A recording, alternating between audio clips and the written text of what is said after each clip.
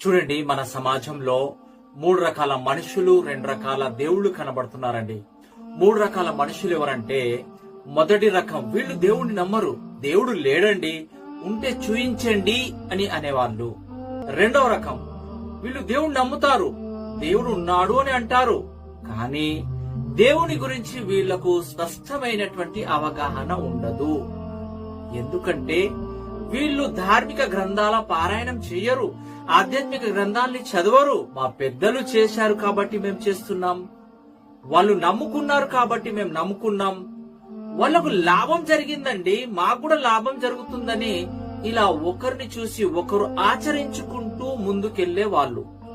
ఇక మూడో రకం వీళ్ళు దేవుణ్ణి నమ్ముతారు, దేవుడు ఉన్నాడు అని అంటారు, మరియు వీళ్లకు దేవుని గురించి స్పష్టమైనటువంటి అవగాహన ఉంటుంది.